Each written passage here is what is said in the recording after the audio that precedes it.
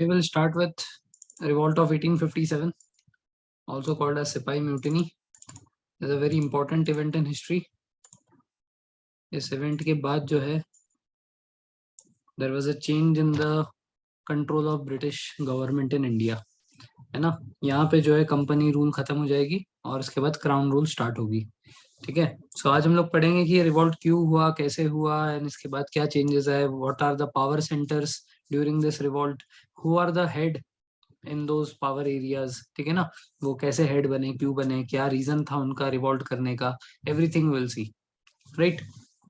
So revolt of 1857, very very important topic. There will be a definite question from this section. ठीक है, in CDS as well as NDA. ठीक है, NDA CDS दोनों में इसका एक definite question होगा. And questions of factual nature are expected in FCAT exam also. ठीक है, so that is why from all the angles, from CDS, NDA and FCAT, all the angles, this chapter is very very important.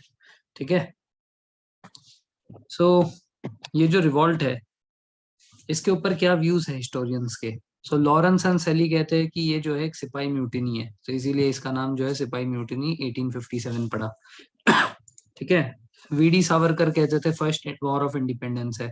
ठीक है, तो कल ही हमने discuss किया था। So actual में first war of independence Paika rebellion है, जो कि ओडिशा में हुआ था। ठीक है। सो वीडी सावरकर ने जो है इन्होंने इसके ऊपर किताब लिखी थी फर्स्ट वॉर ऑफ इंडिपेंडेंस के ऊपर। ठीक है। एंड आरसी मजूमदार जो है, ठीक है, उन्होंने कहा था this is neither first nor national war of independence. क्यों?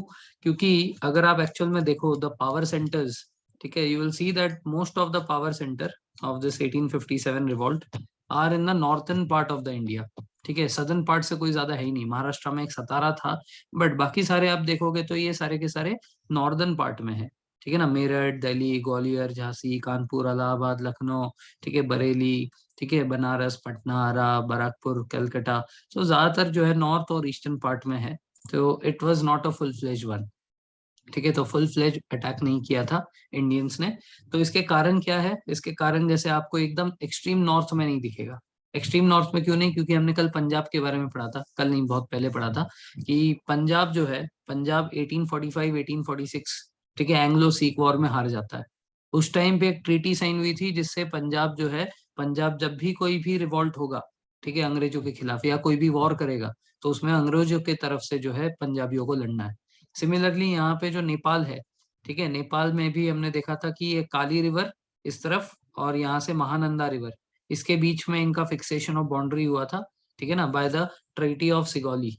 तो ट्रीटी ऑफ सिगौली में एक और चीज हुई थी कि गोरखा रेजिमेंट जो है ब्रिटिश गवर्नमेंट ने बनाया था। तो जब भी ये ऐसा कोई एक्सट्रीम सिचुएशन आता है, कोई वॉर कंडीशन आता है, तो उस सिचुएशन में गोरखा रेजिमेंट जो है वो अंग्रेजों की तरफ से लड़ेगा। सो बिकॉज ऑफ दैट यहाँ पे नेपाल से इनको मदद मिला, गुरखा से, यहाँ से सिख से मदद मिला अंग्रेजों को। तो ये सारे पार्ट्स ऐसे ही कट ऑफ हो गए। सदर्न पार्ट में किसी को कोई चिंता नहीं थी, ठीक है ना, कि अपने को देश आजाद करना है, ऐसा कोई था ही नहीं। ठीक है, they were all happy because they were all literate people. So ये जितने भी लिटरेट्स थे, इन सब की पढ़ाई कौन करवा रहा था? अंग्रेजी करवा रहे थे। इसीलिए उनके खिलाफ कोई उन्होंने कदम नहीं उठाए। ठीक है, सो दैट इज वाई यहाँ पे ये जो मुखर्जी साहब ने कहा है, ठीक है, ये जो आरसी मजूमदार ने कहा है, सॉरी, ठीक है, आरसी मजूमदार ने जो कहा है, इट वाज नीदर फर्स्ट, क्योंकि फर्स्ट तो पैका रिबेलियन है, nor national war. Why? Because पूरे नेशन ने इसमें पार्टिसिपेट ही नहीं किया।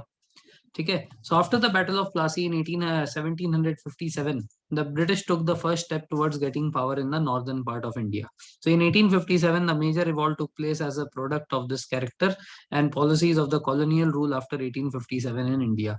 तो हमने देखा था कि 1857 के बाद 1757 के बाद उन लोगों ने consolidation of power in India किया था। धीरे धीरे धीरे धीरे एक एक स्टेप आगे बढ़ाते बढ़ाते 1773 में the regulating act was passed, जिसके तहत कंपनी रूल इंडिया में स्टार्ट हुई। उस कंपनी रूल में हमने दो तीन चीजें देखे जो कि खराब थे, जो इंडियंस को पसंद नहीं आए। पहले तो हमारे रीजनल किंग को ये पसंद नहीं आया कि वो लोग हमारे रीजनल एरियाज एक एक करके एनेक्स किए जा रहे थे। ठीक है ना, सो इसमें हमने दो तीन वॉर्स देखे, जैसे टीपू सुल्तान के साथ वॉर हुआ था मैसूर में। ठीक है ना, उसके बाद मराठाओं के साथ वॉर हुआ, जिसके बाद 1818 में मराठाओं को डिफीट करके पेशवाओं को पूरे तरह से खत्म करके उनको बिठूर भेज दिया गया था। है ना, Bithoor is a place near Kanpur, ठीक है। And similarly Anglo Sikh war हुआ था, एंग्लो सिख वॉर 1845 एंड 1846 के टाइम पे। उसके बाद जो है सिखों को भी हरा के उन्होंने ट्रीटी साइन कर ली थी। सो because of that the regional Kings were not happy, ठीक है। People were not happy because उनके ऊपर लैंड रेवेन्यू सिस्टम इम्पोज किया था। तो जैसे उसमें हमने देखा जमींदारी सिस्टम, ठीक है, zamindari system also called as permanent settlement system. किसने इंट्रोड्यूस किया था परमानेंट सेटलमेंट सिस्टम इंडिया में? Who had introduced the zamindari system or permanent settlement system in India? Cornwallis ने, वेरी गुड, ठीक है। तो कॉर्नवालिस का ये परमानेंट सेटलमेंट सिस्टम या जमींदारी सिस्टम आप बोल सकते हो। वैसे ही जो है साउथ इंडिया में जो है, साउथ इंडिया में राउतवाड़ी सिस्टम था, ठीक है। नॉर्थ इंडिया में जो है माहलवाड़ी सिस्टम था। तो इससे जो इंडियंस थे दे वर नॉट हैप्पी, ठीक है। Indians were not happy because ये जो टैक्सेशन सिस्टम थे, इन सारे टैक्सेशन सिस्टम में there was a middle man, और ये मिडिल मैन जो है बहुत ज्यादा अत्याचार करता था लोगों के ऊपर। That is why they were not happy, ठीक है ना। And then they had some policies of जैसे सब्सिडरी अलायंस, ठीक है, paramountcy, doctrine of lapse. So because of that the rulers of India were very much angry with them. Because of that finally cumulatively ये सारा गुस्सा एक बार में निकला 1857 में। तो 1857 में एक्चुअल में इसमें पार्टिसिपेट किसने किया? Who actually participated? So majorly अगर हम लोग पार्टिसिपेशन देखें 1857 वॉर में, तो हम लोग देखेंगे इसमें कुछ जमींदार होंगे। वो जमींदार ऐसे थे जो छोटे जमींदार थे, जिनको उनके लैंड से हटा दिया था ब्रिटिश ने पहले। दूसरे ऐसे टाइप के लोग जिन लोगों का डेप्थ बहुत ज्यादा हो गया था बड़े जमींदारों के पास, ठीक है। तो उन लोगों को जो है बहुत ज्यादा पैसा चुकाना था, जिसके कारण वो लोग नाखुश थे। तो 1857 के रिवॉल्ट में वो लोग भी पार्टिसिपेट करते हैं। और वो लोग क्या करते हैं, बड़े बड़े जो जमींदार है उनके घरों में जाते हैं और उनके घर में जाकर वो सारा हिसाब किताब जिस बुक में होता है उसको जला देते हैं, ठीक है। मेनली इसमें जो ज्यादातर लोग ने पार्टिसिपेट किया था वो सारे सैनिक थे, सिपाही थे, ठीक है। वो सिपाही क्यों? क्योंकि हम लोग अभी यहाँ पे रीजंस पढ़ेंगे, उस रीजन में दिखेगा कि मिलिट्री रीजन बहुत ज्यादा है। मिलिट्री रीजन में पहला रीजन ये था कि एक नया रूल लाया था उन्होंने कि किसी को भी अगर ब्रिटिश गवर्नमेंट ने सर्व करना है तो उनको किसी भी जगह पे, किसी भी कोने में दुनिया के, उनको पोस्टिंग दी जा सकती है। So it may be in India, it may be in some other country, ठीक है ना। सो ये जो है ये इंडियंस के लिए सही नहीं था, बिकॉज हिंदुओं को ऐसा था कि अगर हम लोग समुंदर पार करते हैं तो हमारा धर्म भ्रष्ट हो जाएगा। This is one reason of military.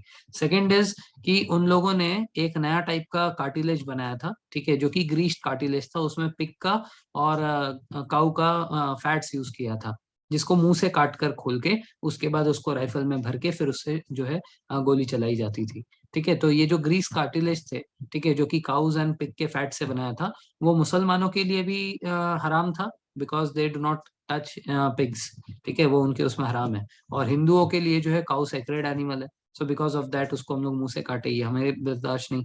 तो रिलीजियस बेसिस पे जो है ये एक चीज थी। उसके बाद जो इंडियंस थे, they could not get promotion greater than the rank of havildar. Havildar जो रैंक है वो इंडियंस के लिए हाईएस्ट है। लेकिन बराबरी का अगर कोई ब्रिटिश वाला होगा तो उसको जो है सूबेदार, सूबेदार मेजर, ये सारे रैंक्स भी, हायर रैंक्स भी दिए जा रहे थे, ठीक है ना। सो सेम टाइम पे ज्वाइनिंग होने के बाद Indians were restricted up to havildar, OR बना के रख दिया था, उनको जेसीओ तक नहीं बनाया।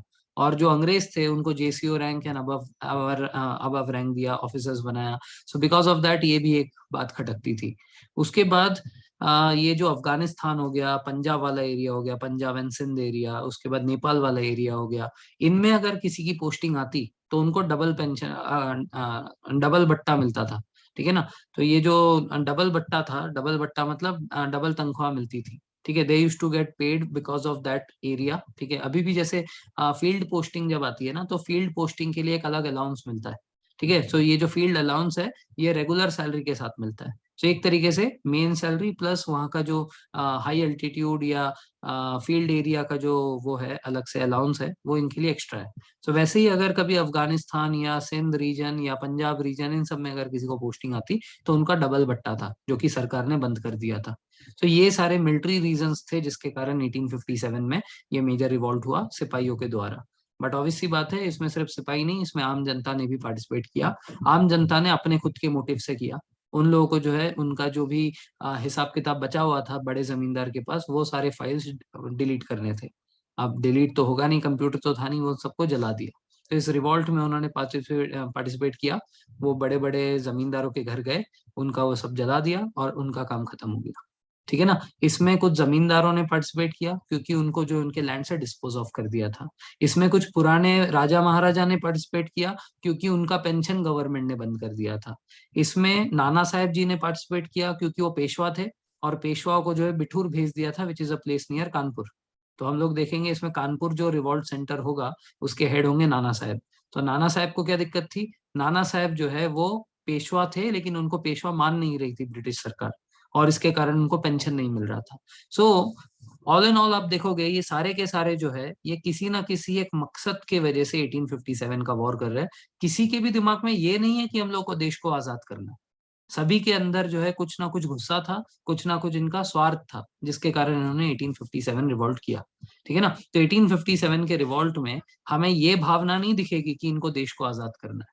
देर इज सम और the other reason why people are participating and they are all selfish reasons. ठीक है ना। और एंड में हम लोग यही देखेंगे कि यही एक कारण होगा फेलियर का, because there was no intention of freeing the country. ठीक है। जैसे जैसे इनके अपने खुद के जो स्वार्थी वाले जो रीजन थे वो जैसे ही पूरे हो गए, तो उन लोगों ने जो है रिवॉल्ट में पार्टिसिपेट करने में थोड़ा हिचकिचाहट दिखाया। ठीक है। या इनका थोड़ा सा वो कम हो गया, एनर्जी लेवल कम हो गया, जिसके कारण ये हार गए। ठीक है। So after the Battle of Plassey in 1757, the British took the first step towards getting power in northern India. In 1857, the major revolt took place as a product of the character and policies of the colonial rule after 1757 in India. The cumulative effect of British expansionist policies, economic exploitation, and administrative innovations over the year had adversely affected the positions of all the rulers, the sipai, the zamindar, the peasants, the traders, artisans, pandit, maulvis, etc. इन सभी के जो position है वो India में खराब हो गए। ठीक है। The simmering discontent burst in the form of a violent storm. ठीक है। सिमर मतलब क्या? जैसे गैस करते हैं ना हम लोग, उसको कम करते हैं तो उसको बोलते हैं सिम। ठीक है, सिमरिंग। ठीक है। तो द सिमरिंग डिस्कंटेंट मतलब क्या? धीरे धीरे धीरे धीरे उभरता हुआ जो डिस्कंटेंट है वो एक टाइम पे जो है फटकर बाहर आया। ठीक है। वो कब हुआ? 1857 में हुआ। Which shook the British empire in India to its very foundation. एकदम जो है पैरों तले इनकी धरती खिसक गई। सो इकोनॉमिक रीजंस क्या था? तो आर्टिसंस एंड ट्रेड्समैन। अभी हमने देखा ना कि कुछ हमारे पिछले चैप्टर में हमने देखा था कि कुछ हमारे जो जमींदार थे, कुछ हमारे जो इंडियन रूलर्स थे, उनको अचानक से जो है उनके जमीन से अलग कर दिया था। ठीक है। उनको जो है उनके एरिया से, उनके टेरिटरी से उनको अलग कर दिया था, जिसके कारण वो लोग अचानक से गरीब हो गए थे। तो जब वो गरीब हो गए तो इंडिया में जो ये आर्टिसंस थे, जो ट्रेड्समैन थे, इनका बिजनेस भी एक तरीके से हिट हो गया।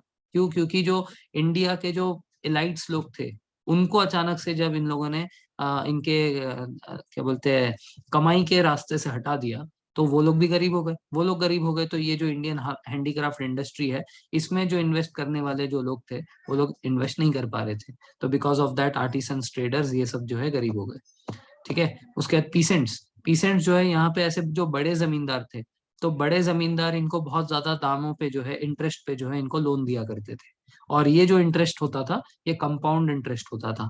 100 रुपए के ऊपर अगर आप कम से कम 15 साल के लिए, 20 साल के लिए कंपाउंड इंटरेस्ट लगाओगे ना, तो 15-20 साल के बाद इंटरेस्ट अमाउंट आपके प्रिंसिपल अमाउंट से भी ज्यादा हो जाएगा, कंपाउंड इफेक्ट की वजह से। तो बिकॉज ऑफ दैट ये इनको तो समझ नहीं थी, पीसेंट जो है उतने पढ़े लिखे नहीं थे, तो कंपाउंड इंटरेस्ट लगाकर इनका जो इंटरेस्ट होता था, टोटल इंटरेस्ट, वो इनके प्रिंसिपल अमाउंट से भी बड़ा होता था, जो कि ये लोग भर नहीं पाते थे। And they used to get trapped in this vicious cycle of डेब्ट। ठीक है ना। और इसमें क्या है कि जनरेशन के बाद जनरेशन फंस जाते थे। अगर बात सिर्फ पैसे की रहती ना तो ठीक था, लेकिन क्या है कि इनसे इनका खेत छीन लेते थे, इनसे इनका घर छीन लेते थे। जब घर और खेत भी नहीं होता तो घर के महिलाओं को खींच लेते थे। ठीक है ना। They use to kidnap the wifes, they use to kidnap their daughters. तो ये जो चीजें थी, ये जो खराब चीजें करते थे जमींदार, इससे पीसेंट बहुत ज्यादा नाराज थे।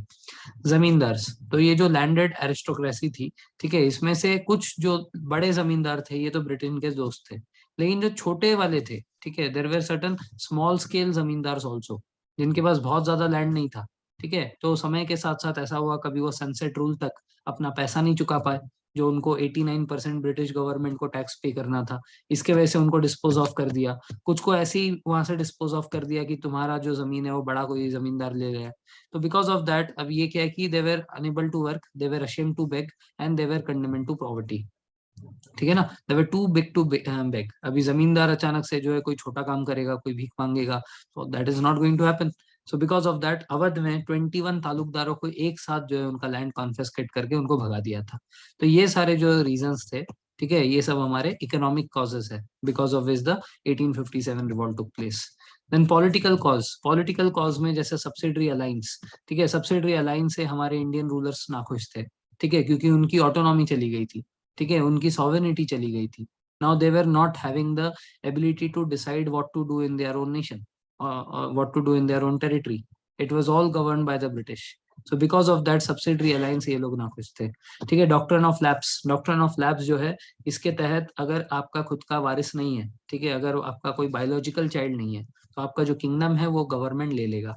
ठीक है, तो इसके तहत झांसी छीन लिया था, इसके तहत संबलपुर छीन लिया था, इसके तहत सतारा छीन लिया था। ठीक है ना, तो ऐसे ही जो है, ऐसे ही हमारे जो नाना साहब थे, नाना साहब पेशवा बाजीराव के जो है अडॉप्टेड सन थे।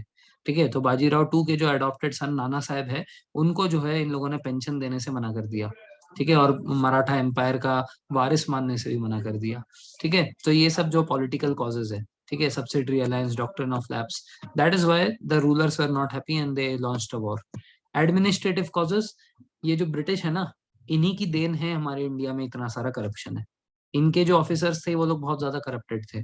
ठीक है ना, वो लोग जो है आपस में प्राइवेट ट्रेडिंग करते थे and many things used to happen. So because of that administrative failure जो है इंडियंस को जब दिखने लगा कि इनका जो एडमिनिस्ट्रेटिव सिस्टम है वो बहुत ही करप्टेड है, तो ये ऐसे करप्टेड सिस्टम को हमें हमारे देश में नहीं पालना चाहिए, जिसके कारण जो है एडमिनिस्ट्रेटिव कॉज के कारण 1857 रिवॉल्ट हुआ। सोशियो इकोनॉमिक कॉज, तो सोशियो इकोनॉमिक कॉज जैसे इंडिया में बहुत सारे क्रिश्चियन मिशनरीज आ गए थे। ठीक है ना, तो जो इंडिया के कंजर्वेटिव्स थे, दे वर नॉट लाइकिंग इट, ये लोग जो है हमारे देश में आकर हमारे लोगों को जो है कन्वर्ट कर रहे हैं। ठीक है, उसके बाद ऐसे कुछ अटेम्प्ट्स थे ना, जैसे सती प्रथा रोक दी थी, विडो रीमैरिज स्टार्ट कर दिया था, वुमेन को एजुकेशन दे रहे थे। ठीक है, ये सारे अच्छे हैं, आज के डेट में हम लोग देखेंगे तो हमें अच्छा लगेगा, लेकिन उस टाइम पे जो कंजर्वेटिव इंडियंस थे they did not like it. तो because of that socio religious causes के कारण भी 1857 में वॉर हुआ।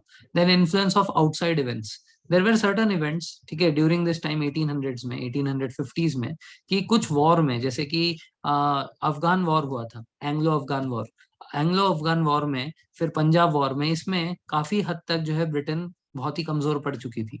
हाँ, उसमें पंजाब वॉर वो जीते, अफगान वॉर में दो तीन वॉर हुए थे, उसमें से एक जो है वो अफगान जीते, दो जो है वो ब्रिटेन जीते। लेकिन क्या है कि इंडियंस को ऐसा भरोसा हो गया था कि ये ब्रिटिश कोई ऐसे नहीं है कि जिनको हराया नहीं जा सकता, दूसरे लोग उनको हरा रहे, दूसरे लोग एटलीस्ट उनको फाइट कर रहे हैं, तो ऐसे कोई नहीं है कि इनको फाइट नहीं किया जा सकता, हम भी कर सकते हैं। So they got the feeling can we can also defeat the British. ठीक है, so they can also be defeated. So because of that influence of outside event, even the Indians thought of launching a war against them. But the immediate cause and the biggest cause is the discontent among the sipahis. ठीक है, तो पहले मैंने जैसे बताया crossing of the सी। ठीक है, तो क्रॉसिंग ऑफ द सी जो हिंदू का सेंटीमेंट था, दे थॉट इससे हमारा जो है धर्म भ्रष्ट हो जाएगा। ठीक है, तो because of that they did not want to cross sea. ठीक है, सो एक सर्विस एनलिस्टमेंट एक्ट निकला था, उसके तहत जो है अगर किसी को भी अगर ब्रिटिश आर्मी में जाना है, तो फिर उसको ये साइन करना पड़ेगा, जिसके तहत उसको कहीं पे भी किसी भी कोने में इस दुनिया के उनको भेजा जा सकता है। एन्योलमेंट्स एंड बेनिफिट्स, तो इनका डबल बट्टा बंद कर दिया था। ठीक है, जो पंजाब रीजन, सिंध रीजन, इन सब में जो सर्व कर रहे थे उनको डबल अलाउंस मिलता था, वो उनका बंद हो गया। No promotion to higher ranks, JCO नहीं बनाते थे इनको, इनको ओआर ही बनाकर रख दिया था। सो बिकॉज ऑफ दैट ये भी एक था। रिलीजियस सेंटिमेंट हर्ट होना। ठीक है, सो देर वॉज रिपोर्ट्स की ये लोग बोन के डस्ट को मिक्स करते थे आटा में और उससे रोटी बनाकर खिलाते थे। ठीक है ना, तो गाय का जो बोन है उसका चूरा बनाकर मिला देते थे, पिग का जो बोन है उसका चूरा मिलाकर बना देते हैं, फिर उससे जो है रोटी बनाकर खिलाते थे। सो बिकॉज ऑफ दैट ये Hindus and Muslims alike they were not again and they were not liking this. ठीक है, then introduction of this Enfield rifle जो था, इसमें ऐसा था कि उसका जो ग्रीस था, उसके कार्टिलेज को जो काटना था, उसमें जो ग्रीसिंग थी वो काउ एंड पिग के फैट्स की थी। ठीक है, सो इसको काट कर जो है उन लोगों को उसमें उस कार्टिलेज को भरना था, बंदूक में कार्टिलेज को भरना था और उससे गोली मारी जाएगी। दे डिड नॉट लाइक दैट। ठीक है, इससे उनका पूरा का पूरा धर्म भ्रष्ट हो जाता। ठीक है, so what what led to the start of this 1857 revolt.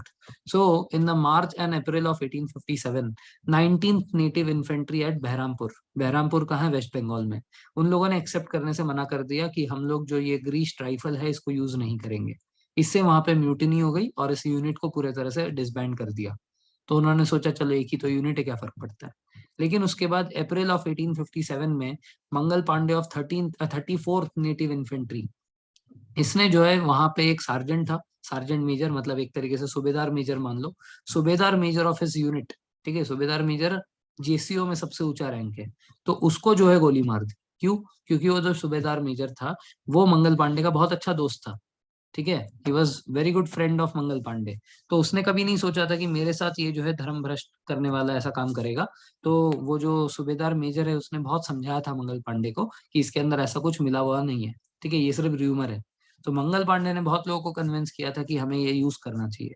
लेकिन जब उसने अपने आंखों से देखा ये ग्रीस कार्टिलेज कैसे बनते हैं, ठीक है, तब उसने देखा कि गाय का और पिग का इसमें फैट्स यूज हो रहा है। तो उसको बहुत गुस्सा आया, क्योंकि वो जो है वो एक ब्राह्मण था। तो ब्राह्मण जो है, ब्राह्मण ने मुंह से उसको काटा है, तो ही फेल्ट वेरी बैड। तो इसका गुस्सा जो है उसने सीधे जाके उस सार्जेंट मेजर को शूट कर दिया, ठीक है। He did not die, he was injured, but however he was overpowered and he was executed on 8th of April 1857।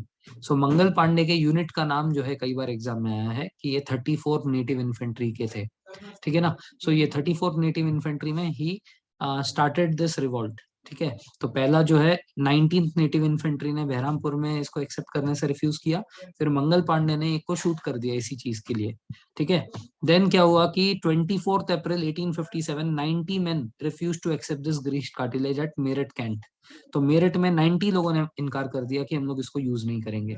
तो क्या हुआ, इनके ऊपर मुकदमा चला, इनके ऊपर कोर्ट मार्शल हो गया। तो कोर्ट मार्शल के बाद ऑन 9th में 1857 85 of those 90 people were dismissed and they were sentenced to 10 years of imprisonment, ठीक है। तो 10 साल के लिए जो है इनके ऊपर वो लग गई, क्या बोलते हैं, हाउस अरेस्ट लग गई। और house arrest during the British time जो है, आपने देखे होंगे गले में जो ऐसे चेन लगा देते थे, जंजीर लगा देते थे, हाथ पैर सब कुछ जो है लोहे के चेन से बांध देते थे। तो उस तरीके से जो है इनको फेटर्स में बांध दिया गया, that is called as fetters.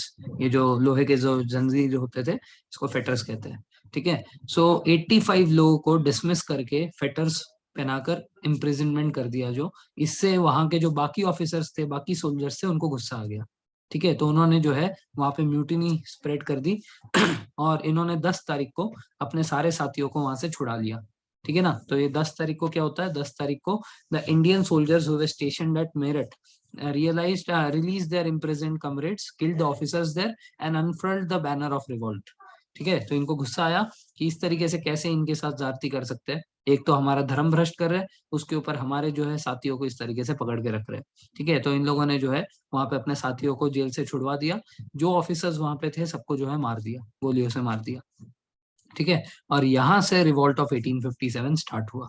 So starting of 1857 revolt took place on 10th of May 1857। इससे पहले जो हमने इवेंट्स पढ़े, ठीक है, ये 19th नेटिव इन्फेंट्री वाला, 34 नेटिव इन्फेंट्री वाला, मंगल पांडे वाला, ये सब जो है उसके मेजर पार्ट नहीं है।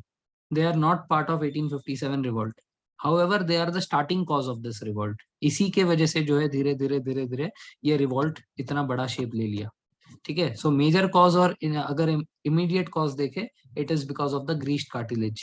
बट ये सिर्फ अकेला कॉज नहीं है, हमने economic cause, socio political cause, administrative cause, सारे कॉजेस देखे ना, they are all the various causes which led to this 1857 revolt, ठीक है ना। सो ये जो स्टार्ट कहाँ हुई थी, 1857 की रिवॉल्ट मेरठ में हुई थी, ठीक है ना। कब हुई थी, 10 मई 1857, 10th of May 1857।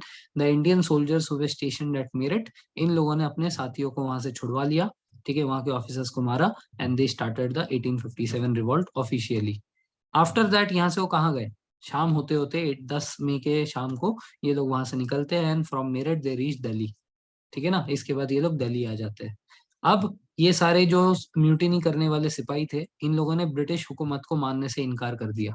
They said कि हम नहीं मानते किसी ब्रिटिश क्या बोलते हैं हुकूमत को, हम लोग अब जो है हमारे पुराने जो राजा थे, पुराने राजा कौन, मुगल एम्परर। तो इस टाइम पे 1857 तक भी मुगल एम्परर थे, कौन थे, बहादुर शाह जफर, ठीक है, तो बहादुर शाह जफर जो है वो मुगल एम्परर थे, he was just there for name sake. Government ने इसका पोजीशन रद्द नहीं किया था, लेकिन क्या है कि इसका प्रेजेंस उतना मैटर नहीं करता था। अंग्रेजों ने दिल्ली को भी अपना कैंट बना लिया था, तो दिल्ली में कैंटोनमेंट था।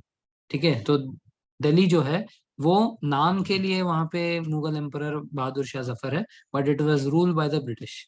ठीक है, लेकिन ये जो म्यूटिनी करने वाले सिपाही थे, ये लोग जब दिल्ली की तरफ आते हैं तो वो लोग, वो जो हमारे बहादुर शाह जफर है उसी का नारा लगाते हुए आते हैं कि हम लोग जो है ब्रिटिश हुकूमत को नहीं मानते, हम मानते हैं हमारे मुगल एम्परर को।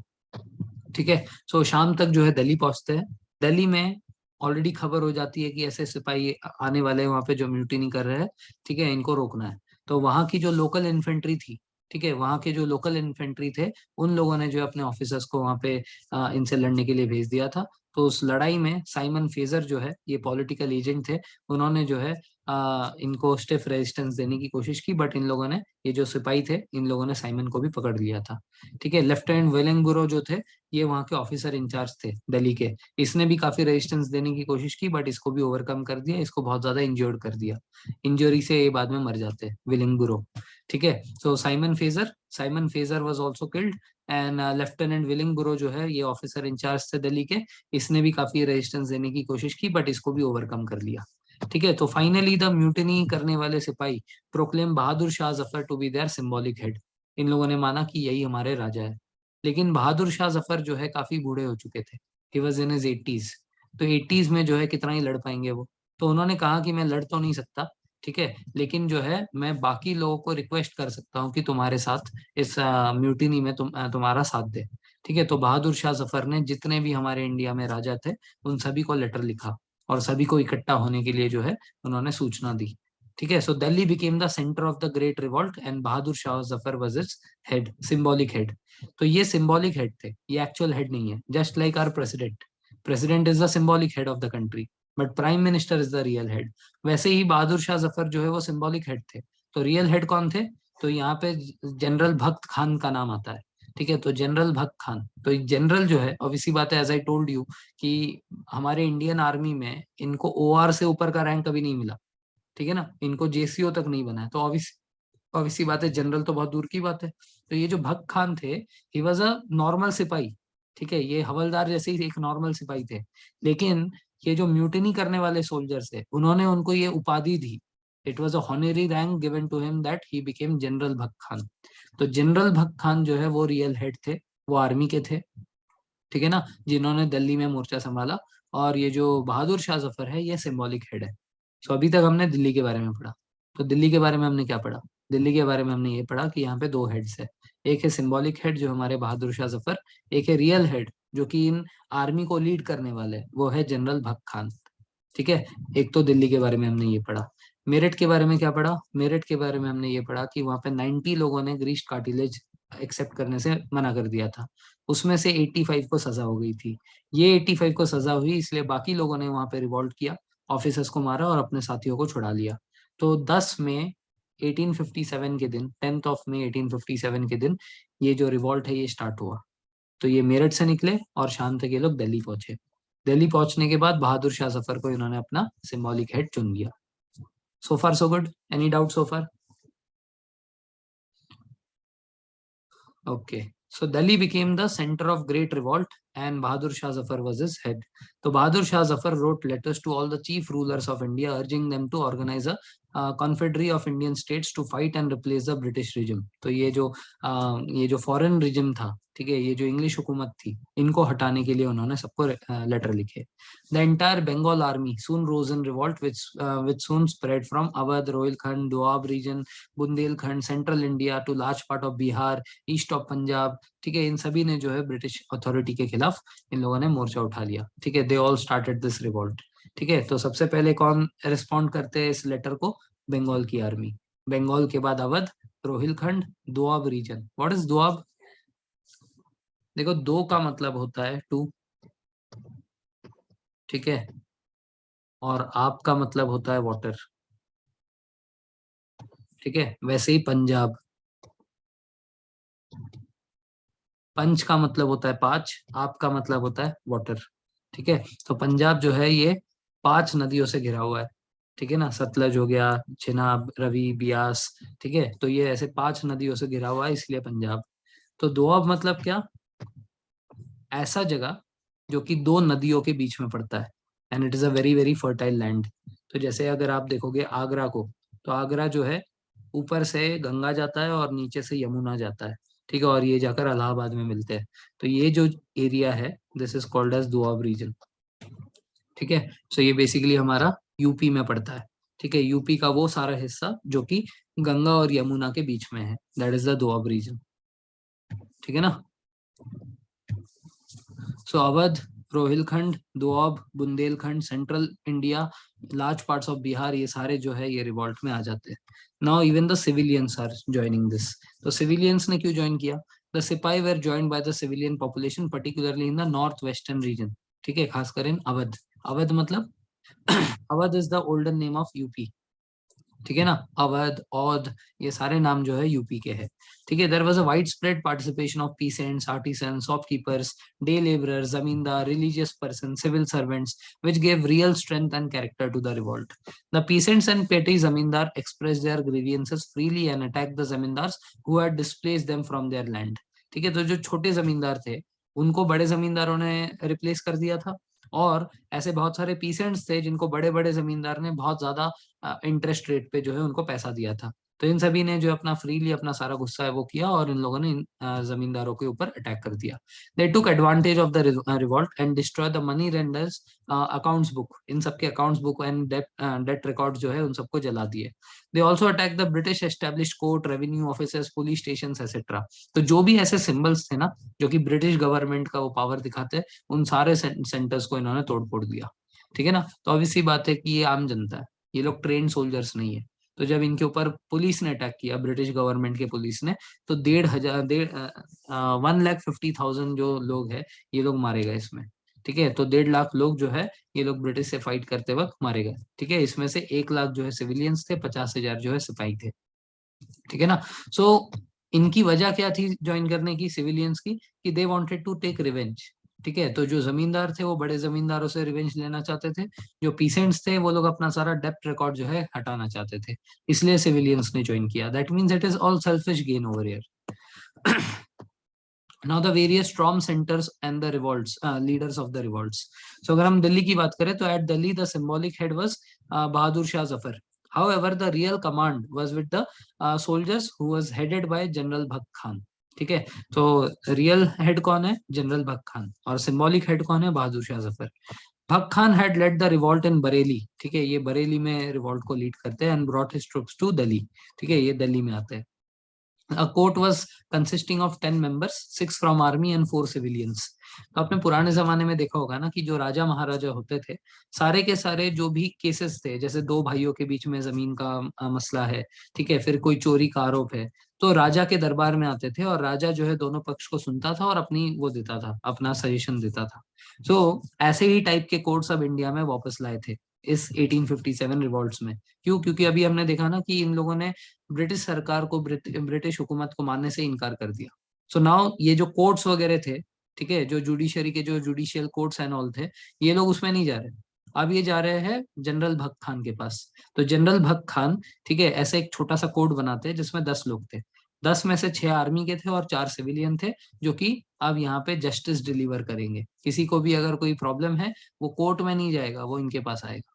ठीक है, तो the court conducted the affairs in the name of the emperor. कौन है एम्परर? ये बहादुर शाह जफर। ठीक है ना, तो ये सारा जो कोर्ट है ये किसके नाम पे चल रहा है? राजा के नाम पे चल रहा है। ठीक है, तो लेकिन जस्टिस कौन दे रहा था? जनरल भक्त खान दे रहे थे। ठीक है, सो ये है इंपॉर्टेंट सेंटर्स। अभी हमने मेरठ के बारे में देख लिया, दिल्ली देख लिया, बरेली से जो है जनरल भक्त खान आए थे। ठीक है, so after this will be seeing about Lucknow, Gwalior, Kanpur, ये सारे इसके बाद एक एक करके पढ़ेंगे। ठीक है, सो यहाँ तक किसी को कोई डाउट है? मेरठ, दिल्ली, बरेली, इन सब में? ओके। सब आते हैं कानपुर में। सो अभी अभी मैंने कहा था कि जो पेशवास थे हमारे, ठीक है, जो मराठा में पेशवास थे, पेशवाओं का घर कौन सा था? पेशवाओं का घर शनिवार वाड़ा इन पुणे।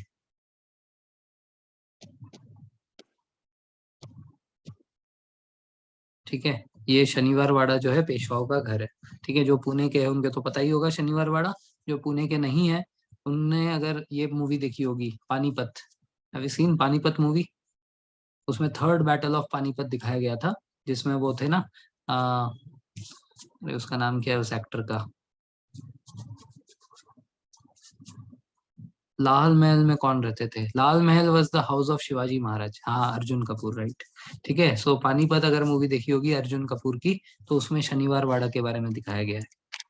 ठीक है, इनफैक्ट बाजीराव मस्तानी में भी दिखाया है। Yes, Kirti Sanon and Arjun Kapoor थे। ठीक है, पानीपत वाले मूवी में। तो वो जो पेशवाओं का घर दिखाते हैं वो शनिवार वाड़ा है। ठीक है ना। सो ये जो मराठा एम्पायर है, ये मराठा एम्पायर का डिक्लाइन होता है 1818 में। ठीक है, this is the third Anglo Maratha war. Third Anglo Maratha war में दो चेंजेस होते हैं। ठीक है, after the third Anglo Maratha war, ठीक है, द शनिवार वाड़ा वाज एम्प्टीड। ठीक है, ये शनिवार वाड़ा जो है अंग्रेजों ने अपने कब्जे में ले लिया और उन्होंने आग लगा दी। ठीक है, ऐसे कहते तो है ऑफिशियल रिकॉर्ड में है कि कोई मिस्टोरियस फायर हुआ था 1818 में, सब mysterious fire had taken place, because of which Shaniwar Wada पूरा का पूरा खत्म हो गया। ठीक है, लेकिन वो मिस्टोरियस फायर नहीं था, अंग्रेजों ने जला दिया था। ठीक है, मेन रीजन उसका वो है। So third Anglo Maratha war के बाद शनिवार वाड़ा पूरे तरह से जो है खत्म कर दिया इन्होंने, पेशवाओं को यहाँ से हटा दिया। पेशवाओं को उन्होंने भेज दिया कानपुर के पास, एक जगह है बिठूर।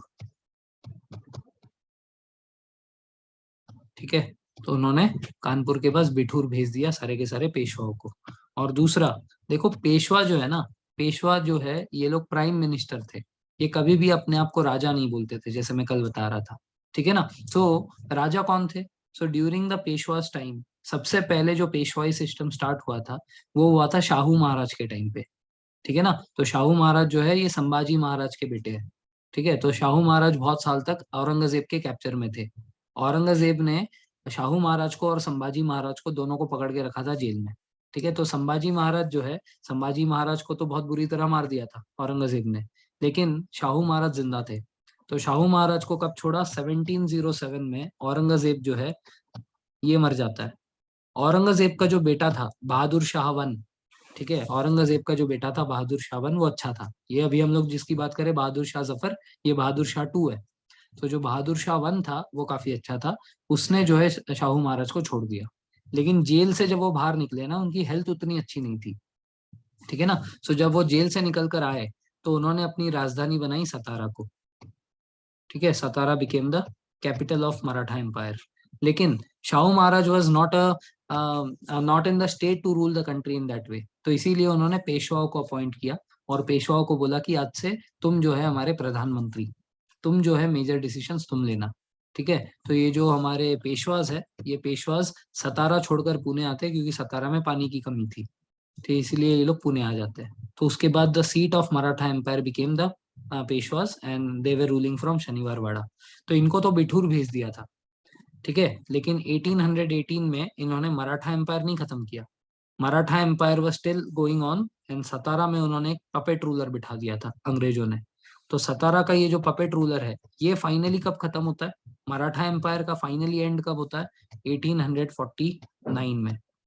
1849 में, ठीक है, by using doctrine of lapse, ये जो डलहौजी का डॉक्ट्रिन ऑफ लैप्स था, उससे that was the first place. ठीक है, Satara was the first place which was annexed by the British government by using doctrine of lapse. तो 1849 में सतारा जो है वो मराठाओं से छीन लिया गया। ठीक है, by using doctrine of lapse. ठीक है, तो ये है पेशवाओं की हिस्ट्री। ठीक है, सो आखिरी पेशवा कौन थे? Who was the last Peshwa? ये जो है एफकेट में आ सकता है। ठीक है, दिस कैन कम इन एफकेट। ठीक है, तो आखिरी पेशवा जो है वो बाजीराव टू थे।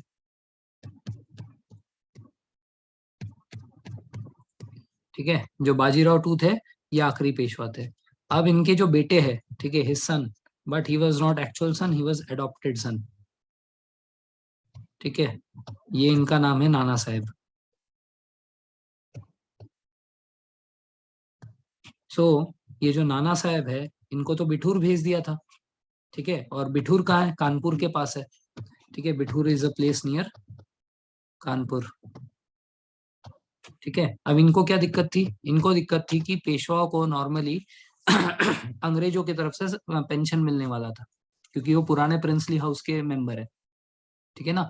लेकिन नाना साहब क्योंकि अडॉप्टेड सन थे, इसलिए इनको कोई पेशवा नहीं दिया, और इनको कोई वो नहीं दिया, क्या बोलते हैं, पेंशन नहीं दिया, और इनको पेशवा मानने से भी इनकार कर दिया।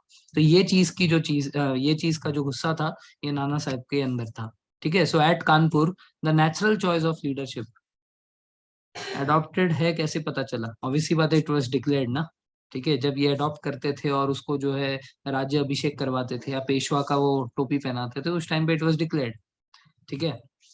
Biological son and adopted son पता चल जाता था, ठीक है। So at Kanpur the natural choice of leadership was Nana Sahib, the adopted son of the last Peshwa Bajirao two, ठीक है। He was refused the family title and was banished from Pune and was sent to Bithoor near Kanpur, ठीक है। तो Nana Sahib expelled the English from Kanpur and he proclaimed himself to B Peshwa and acknowledged Bahadur Shah Zafar as the emperor of India, ठीक है। सो जब ये सारा सिपाही mutiny हो रहा था, तो कानपुर में उन्होंने रिवॉल्ट को लीड किया, उन्होंने वहां से इंग्लिश को पूरी तरह से खदेड़ कर बाहर फेंक दिया, ठीक है। कानपुर जो है उसने अपने अंडर में ले लिया और अपने आप को पेशवा प्रोक्लेम कर दिया। अब पेशवा कौन है, prime minister, as I said, ठीक है। तो एम्परर तो नहीं है वो, तो उन्होंने एम्परर किसको माना, he acknowledge Bahadur Shah Zafar as the emperor of India and he declared himself to be his governor और टू बी हिज पेशवा और to be his prime minister. Clear है यहाँ तक। तो यहाँ पे जो है ह्यूग विलर कमांडिंग ऑफिसर थे, ठीक है। Hugh wheeler was the commanding officer of Lucknow, ये कानपुर।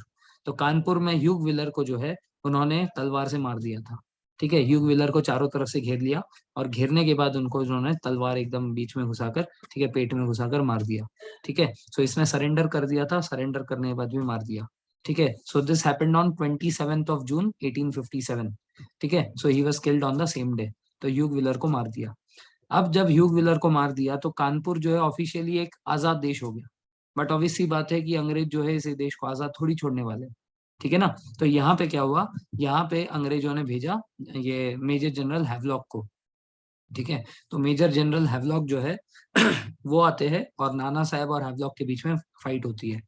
उस वॉर में नाना साहब ने हैवलॉक को बहुत बुरी तरह घायल तो किया था, लेकिन हैवलॉक जो है उस बैटल में जीत गए थे। Even though Major General Havelock was badly wounded, but he had actually defeated Nana Sahib by killing his all the army.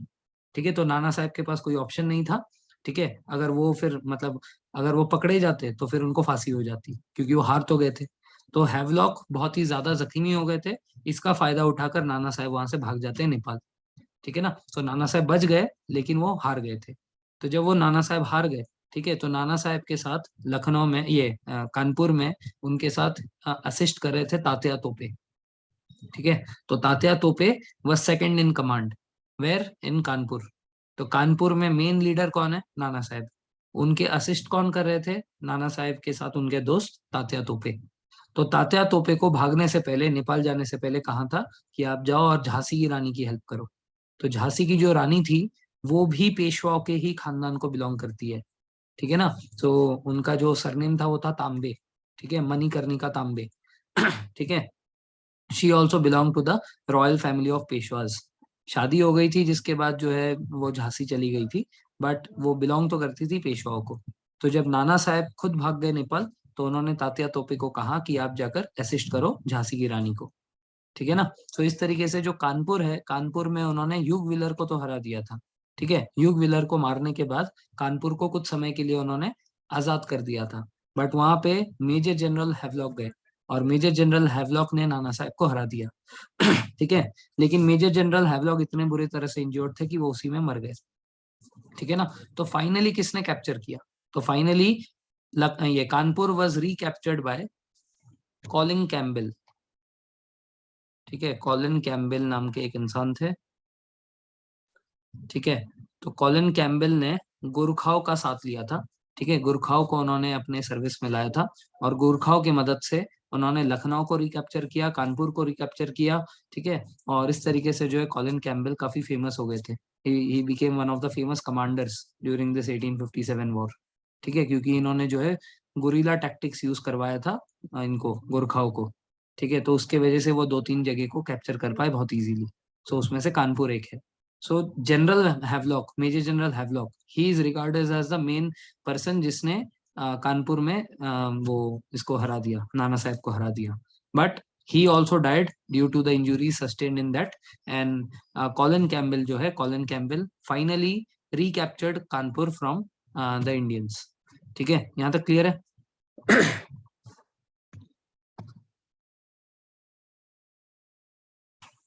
Okay अब बात करते हैं लखनऊ की। तो अब लखनऊ जो है, लखनऊ का पुराना नाम, मतलब लखनऊ तो एक सिटी है, ये कहाँ को बिलोंग करता है? उत्तर प्रदेश को। उत्तर प्रदेश का पुराना नाम क्या था? Aundh. Aundh also called as Awadh. तो 1857 में वहाँ के जो गवर्नर थे, वाजिद अली शाह, ठीक है, ये वाजिद अली शाह वहाँ के लोकल रूलर है, वहाँ के नवाब है। ठीक है, तो इनको वहां से उन्होंने डिस्पोज ऑफ करके कलकत्ता भेज दिया था। ठीक है, this area was annexed due to maladministration. तो इफ यू रिमेम्बर, हमने पढ़ा था ना कि डॉक्ट्रिन ऑफ लैप्स दो तरीके से लग सकते थे। एक तरीका था कि अगर आपका कोई बायोलॉजिकल सन ना हो तो वो एरिया छीन लिया जाएगा। दूसरा था, अगर कोई एरिया को माल एडमिनिस्ट्रेशन, मतलब किसी एरिया में माल एडमिनिस्ट्रेशन स्पॉट करती है ब्रिटिश गवर्नमेंट, तो उस केस में भी वो एनेक्स कर सकती है। ठीक है ना? तो ये जो वाजिद वाजिद अली शाह थे, ये नवाब ऑफ अवध थे। ठीक है, नवाब ऑफ औध, ठीक है, या नवाब ऑफ लखनऊ। ठीक है, तो इनको जो है डॉक्ट्रिन ऑफ लैप्स के तहत यहाँ से हटाकर कैलकाटा भेज दिया था। ठीक है ना? तो कोलकाता में जो उस टाइम पे फमाइन चल रहा था, ठीक है, तो फमाइन वाले एरिया में उनको जेल में बंद किया था। लेकिन ये तो है नवाब, ठीक है, तो इनको तो बिरयानी के सिवाय इनका खाना नहीं हजम होगा। ठीक है, तो वहां पे बंगाल में उस टाइम पे फमाइन चलते चलते भी भाई साहब के डिमांड थे कि हमें बिरयानी खानी है। ठीक है ना? तो कैलकाटा में जो बिरयानी आज आज भी बनती है, उसमें क्या होता है, एक बड़ा सा आलू होता है, ठीक है, एक पीस चिकन होता है, और बाकी पूरा जो राइस है उसमें वो परफ्यूम होता है, जो इतर नहीं होता, इतर डाल देते हैं। तो वहाँ की बिरयानी में आपको ड्राई राइस मिलेगा, जिसके ऊपर इतर लगाया होगा, एक बड़ा सा आलू मिलेगा और एक पीस चिकन मिलेगा। ये वाजिद अली के लिए बनाया गया था उस जमाने में। ठीक है ना? हाँ, तो चिकन पुलाव, तो पुलाव भी नहीं कह सकते उसको। ठीक है, इट इज नॉट एडेबल। ठीक है, लेकिन क्या है कि वो अभी भी, मतलब कैलकाटा बिरयानी की वही पहचान है। तो ये वाजिद अली शाह की वजह से कैलकाटा के लोग जो है बेचारे ये वाला बिरयानी खाते हैं। ठीक है, आज भी यही स्टाइल में बनता है उधर। ठीक है, so Oudh was left with no leader. ठीक है, and it was mouth freshener. Yes, so Oudh was left with no leader and was in chaotic mess. ठीक है, तो यहाँ पे अब कोई लीडर नहीं है। अब वाजिद अली शाह ने जो है जाने से पहले अपने वाइफ को ट्रिपल तलाक दे दिया था, तलाक तलाक तलाक बोल के। ठीक है, तो वहां पे बेगम हजरत महल जो है, ये एक्स वाइफ बोल सकते हो वाजिद अली शाह की। लेकिन उन्होंने देखा कि लखनऊ जो है, ठीक है, लखनऊ बहुत ही कियोटिक मेस में चल रहा है, कोई यहाँ पे लीडर नहीं है। ठीक है, तो बेगम हजरत महल ने जो है उस टाइम पे लखनऊ का चार्ज लिया अपने हाथों में। बोला कि ऐसे कैसे मैं अपने एरिया को जाने दूं ब्रिटिश के कब्जे में। तो ये जो बेगम हजरत महल है, she took over the reins in 1857, and उन्होंने जो है वहां पे लखनऊ में रिबेलियन स्टार्ट की। तो on 4th of June 1857 a rebellion broke out and she manage to seize Lucknow from the British. ठीक है, सो ये जो बेगम हजरत महल है, she is the leader in Lucknow. ठीक है, लखनऊ में लीडर पूछा तो बेगम हजरत महल है। ठीक है ना? सो ये अकेले थी। जैसे अगर हम लोग कानपुर की बात करें तो वहां पे तात्या तोपे और नाना साहब दोनों हैं। यहाँ पे बेगम हजरत महल अकेले है लखनऊ में। ठीक है, और उन्होंने बहुत बढ़िया तरीके से जो है लखनऊ में कैप्चर किया था। अभी देखेंगे आगे। ठीक है, so rebellion broke out on 4th of June 1857 and she manage to seize power from the British. उनका जो बेटा था, ठीक है, बिरकिस कादिर, ठीक है, बिरजिस कादिर, तो बिरजिस कादिर को जो है इन्होंने नवाब डिक्लेयर कर दिया। ठीक है, किसने? बेगम हजरत महल ने। ठीक है, तो उसके बाद उन्होंने जो है उन्होंने अपने कोर्ट में, ठीक है, हिंदूज को भी और मुस्लिम्स को भी इंपॉर्टेंट इंपॉर्टेंट पोजिशंस पे बिठाया। ऐसा नहीं कि सिर्फ मुस्लिम्स को ही बिठाया, हिंदूज को उन्होंने इग्नोर कर दिया, ऐसा नहीं। तो बिरजिस कादिर जो है ही बिकेम द नवाब। ठीक है, इवन दो वो माइनर सन था। ठीक है, तो वो मेनली तो वही रूल कर रही थी। ठीक है, बेगम हजरत महल। लेकिन नाम के लिए नवाब कौन है? बिरजिस कादिर। ठीक है, और उनके कोर्ट में जो है हिंदूज और मुस्लिम्स दोनों ही इंपॉर्टेंट पोजिशंस पे थे। ठीक है, तो अब क्या हुआ, जब ब्रिटिश को वहां से उन्होंने डिस्पोज ऑफ कर दिया, ठीक है, तो वहां के जो ब्रिटिश रेसिडेंट है, remember the resident system. Resident system क्या है? कोई भी एरिया में जब सब्सिडरी अलायंस लगती थी, तो सब्सिडरी अलायंस के साथ साथ वो वहां पे एक ब्रिटिश रेसिडेंट बिठा देते थे कि कोर्ट में क्या चल रहा है, ब्रिटिश को उसके बारे में हर चीज पता होनी चाहिए। इसीलिए राजा जो है वो इंडियन है, लेकिन उनके कोर्ट में एक ब्रिटिश इंसान बैठा रहेगा जो कि सारे के सारे राजा से जो भी डिसीजंस हो रहे हैं उसके बारे में अंग्रेजों को बताता रहेगा। That is called as a British resident. ठीक है ना। सो ऐसे जहां जहां पे सब्सिडरी अलायंस साइन की थी वहां वहां पे एक एक ब्रिटिश रेसिडेंट को बिठा के रखा था। तो यहाँ पे जो लखनऊ में जो ब्रिटिश रेसिडेंट थे उनका नाम था हेनरी लॉरेंस। ठीक है। सो ये जो पोस्ट है ना ब्रिटिश रेसिडेंट का, इसी पोस्ट को हम लोग हर स्टेट में हमारा गवर्नर कहते हैं। ठीक है। आज के डेट में जो हमारे गवर्नर्स है ना, एक होता है चीफ मिनिस्टर ऑफ स्टेट, एक होता है गवर्नर ऑफ स्टेट। तो ये जो गवर्नर का जो घर है ना आज का, वो उस टाइम पे ब्रिटिश रेसिडेंट का घर हुआ करता था। ठीक है ना। तो ये जो गवर्नर्स रेसिडेंस है, राजभवन बोलते हैं, ये राजभवन बेसिकली ब्रिटिश रेसिडेंट का घर था। तो ये जो हेनरी लॉरेंस है, if you have seen any, ये राजभवन बहुत बड़े होते हैं, बहुत ज्यादा बड़े, एक दो इंसान रहते हैं लेकिन इतना बड़ा सा घर होता है। ठीक है। Just like are Rashtrapati Bhavan. Rashtrapati Bhavan में कितने कमरे हैं? 240। ठीक है, 248 टू बी प्रिसाइज। ठीक है, रहते कितने में? एक में। ठीक है ना। तो अगर कोई छुप के बैठा भी रहेगा ना कोई दूसरे कमरे में, पता भी नहीं लगेगा प्रेसिडेंट को। तो वैसे ही ये जो हेनरी लॉरेंस है, इसका भी बहुत बड़ा घर था वहां पे। ठीक है ना, ब्रिटिश रेसिडेंट का घर बहुत बड़ा था। तो जब वहां पे रिवॉल्ट हुआ, तो ये जो हेनरी है, हेनरी लॉरेंस है, इसने सारे यूरोपियंस को, ठीक है, सारे यूरोपियंस को कहा कि अपने बीवी बच्चों को मेरे घर में भेज दो, वो मेरे घर में सुरक्षित रहेंगे। बहुत बड़ी गलती की इसने। इसने क्या किया, सारे यूरोपियंस के बीवी और बच्चों को, जो भी औरतें थी, जो बच्चे थे, उन सभी को जो है उसने अपने घर में शेल्टर दिया। अब क्या हुआ कि हेनरी लॉरेंस के पूरे घर को चारों तरफ से सारे रिबेल्स ने घेर लिया। ठीक है ना। अब उसके बाद मजे मजे में जो है, अभी कौन मारेगा? तू मारेगा, पहले तू मार, उसके बाद मैं मारता हूँ। तो चारों तरफ से घेर लिया। चारों तरफ से घेर कर एक एक, और ये पूरे जो घर थे ये पूरे कांच के शीशे लगे हुए थे। तो कहीं से भी गोली चला रहे तो कोई ना कोई मर रहा है, इतने सारे लोग भर रखे हैं अभी अंदर। ठीक है ना। तो इस तरीके से हेनरी लॉरेंस को पूरे तरह से चारों तरफ से रिबेल्स ने घेर लिया। ठीक है ना। फिर एक एक करके कोई ना कोई गोली गोली चला चला के सबको अंदर जो है मार दिया। So Henry Lawrence also died in this. ठीक है ना। और उसके बाद इन लोगों ने वो रेसिडेंट को कब्जा कर लिया। किसने? रिबेल्स ने, मतलब इंडियंस ने। ठीक है। So when the revolt broke out, he asked the women and children, all the Europeans and the loyal sipahis to take shelter at his residence. The British residence was attacked and Henry Lawrence was killed during this siege. ठीक है। सो इसके बाद क्या हुआ? अब ये जो rebels थे, ये लोग इसके घर के अंदर घुस गए। अब उन्होंने अपने उसके घर के अंदर जितने लोग जिंदा बच गए थे उनको हॉस्टेज बना लिया। अब हॉस्टेज बना लिया तो इसकी समस्या बहुत ज्यादा बढ़ गई अंग्रेज गवर्नमेंट के ऊपर, क्योंकि अंदर अब जो है सिर्फ रिबेल्स नहीं है, उनके हाथ में हॉस्टेजेस है। ठीक है ना। इसके वजह से वो डायरेक्ट अटैक भी नहीं कर पा रहे। बहुत सारे ऑफिसर्स आए, उन्होंने कंट्रोल करने की कोशिश की, बट या तो मारे गए या तो बहुत ज्यादा जख्मी हो गए। ठीक है। तो यहाँ पे ब्रिगेडियर इंग्लिश आए थे। ठीक है। तो brigadier Inglis took charge against the rebels but met with no success, नहीं जीत पाए। उसके बाद हेनरी हैवलॉक आए। हेनरी हैवलॉक और जेम्स ऑटराम, इन लोगों ने भी कोशिश की, लेकिन लखनऊ से वो लोग इन रिबेल्स को नहीं हटा पाए। ठीक है। They also met with no success. इसके बाद यहाँ से हैवलॉक जाते कानपुर में। ठीक है ना। और वहां जाकर नाना साहब के साथ लड़ते हैं। और नाना साहब के साथ लड़ते लड़ते ये जो हेनरी हैवलॉक है, ये उसमें घायल हो जाते हैं और बाद में मर जाते हैं। ठीक है ना। सो बेसिकली अभी तीन लोग आ चुके हैं। ये ब्रिगेडियर इंग्लिश, ठीक है, उसके बाद ये मेजर जनरल हैवलॉक, एंड ये ब्रिगेडियर जेम्स ऑटराम। ये तीन लोग जो है वहां पे आके अटैक करते हैं but met with no success. ठीक है। तो फाइनली जो है सर कैलिन कैम्बेल, ठीक है, ये जो है न्यू कमांडर इन चीफ बनते हैं। He evacuated the Europeans with the help of Gorkha regiment. तो गोरखा रेजिमेंट की मदद से वहां के यूरोपियंस को वो बाहर निकालते हैं। ठीक है ना। तो पूरे तरह से इसको सराउंड कर लिया था। लेकिन जब ये गोरखाज आए, तो Gorkhas know the best war tactics. ठीक है ना। तो गोरखाज जो है वहां पे आकर लखनऊ को इनसे आजाद करते हैं। So in March of 1858, the city was finally recovered by the British, but guerrilla activities continued till September 1858। ठीक है ना। तो मार्च में इन्होंने इसको खाली करवा दिया था। ठीक है ना। 57 से चलकर 58 में जाकर ये फाइनली जीत पाए इन रिबेल से। क्यों? इतना बड़ा घर है, छुपने की इतनी सारी जगह है।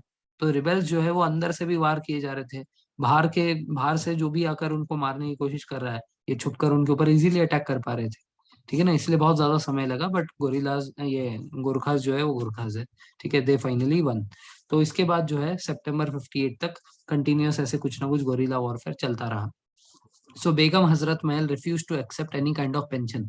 तो अंग्रेजों ने बेगम हजरत महल को कहा कि आप एक काम करो, आपको हम लोग पेंशन देते हैं, आपको हम लोग गिरफ्तार भी नहीं करेंगे, आप चुपचाप से पेंशन एक्सेप्ट करो तो आपकी जिंदगी जो है सेट हो जाएगी। तो इन्होंने जो है कोई भी पेंशन नहीं एक्सेप्ट किया, ठीक है, और यहाँ से वो अपने सन के साथ नेपाल भाग गई, ठीक है ना। सो नेपाल में जो है अभी नाना साहेब है, नेपाल में जो है अभी बेगम हजरत महल है, और नेपाल में बिरकिस कादिर है, ठीक है। सो बेगम हजरत महल डाइड इन 1879 इन काठमांडू, ठीक है, तो वहीं पे रह गई थी और काठमांडू में फाइनली वो लास्ट सांस लेती है, ठीक है। तो उसके बाद 1887 में अंग्रेजों ने बिरकिस कादिर को वापस, उसको पार्डन कर दिया और उसको वापस आने दिया, ठीक है। तो 1887 में बिरकिस कादिर वापस आता है लखनऊ में। इतने समय तक वो भी वहीं पे नेपाल में था, ठीक है। सो बेगम हजरत महल जो है इनका बहुत ज्यादा कंट्रीब्यूशन है। पहले तो इन्होंने कानपुर में नाना साहब की भी मदद की थी, ठीक है। और दूसरे एक और है मौलवी ये अहमदुल्ला, ठीक है, मौलवी अहमदुल्ला जो है, इनसे अंग्रेज डरते थे, ठीक है। अंग्रेजों ने ये स्टेटमेंट दिया था 1857 में, अगर हमें किसी से ज्यादा डर लगा हो, ठीक है, किसी से अगर हमें अपनी जिंदगी की भीख मांगनी पड़ी हो, तो वो एक मौलवी अहमदुल्ला है, जो शाहजहांपुर में लड़ रहे थे, ठीक है। तो इनके पास एक डंका था, डंका मतलब एक ड्रम जिसको दोनों तरफ से बजा सकते हैं, ठीक है। सो ये जो है शाह विद डंका, ठीक है, इनको जो है डंका शाह भी बोलते थे। तो अंग्रेजों ने इनको टाइटल दिया था, ठीक है, डंका शाह, शाह विद डंका, ठीक है, जिसने जो है हमारी बैंड बजा दी थी, ठीक है। तो अंग्रेजों ने जो है मौलवी अहमदुल्ला को डंका शाह के नाम से वो किया, नवाजा। ये जो है सीडीएस में ऑलरेडी क्वेश्चन आ रखा है, ठीक है। ऑप्शन ऑप्शन में जो है शाह अमल थे, ऑप्शन में शाह अहमदुल्ला थे, और दो और ऑप्शंस थे। अब दो शाह के ऑप्शंस है, एक शाह अमल, एक शाह अहमदुल्ला। तो जिसको नहीं पता वो तुक्का नहीं मार सकता, दो ऑप्शन तो ऐसे ही एलिमिनेट हो जाएंगे, बट दो शाह थे, एक डंका, ये एक मौलवी शाह थे, और एक शाह अमल। इसमें से दोनों में से कौन सा? So for that you need to know. तो मौलवी हामिदुल्लाह जो है, ठीक है, ही वॉज द डंका शाह। अब ये जो आंसर है ना, इसका आंसर आपको स्पेक्ट्रम में भी नहीं मिलेगा, स्पेक्ट्रम में भी कहीं नहीं दिया है ये, ठीक है। तो ये कहाँ दिया है? ये 11th के एनसीईआरटी में दिया है, ठीक है। 11th एनसीईआरटी में ये मौलवी हामिदुल्लाह के बारे में दिया है कि उनको डंका शाह का टाइटल दिया गया था। ये तो रखा है इसको मैंने, ये है डंका शाह, ठीक है, मौलवी हमीदुल्लाह, ठीक है, ही इज डंका शाह, ठीक है। फैजाबाद में, शाहजहांपुर में इन्होंने रिवॉल्ट किया था। तो ये वो है Maulvi Hamidullah, he was referred to as Danka Shah, ठीक है। Maulvi with drum, Maulvi with danka. Clear है यहाँ तक? अभी हमने दो सेंटर्स देखे, एक हमने देखा लखनऊ और दूसरा हमने देखा कानपुर।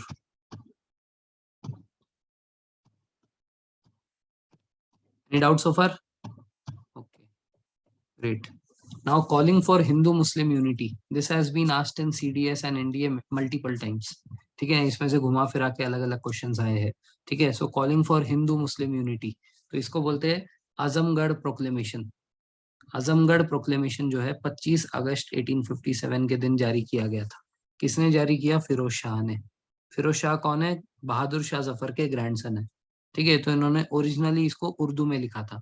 क्या कहा था उन्होंने? उन्होंने बेसिकली कहा था कि ये वो वक्त है जहाँ पे हिंदू और मुसलमानों को इकट्ठा होना है, ठीक है, हिंदू और मुसलमान इकट्ठा हो, क्योंकि ये इनका फर्ज है।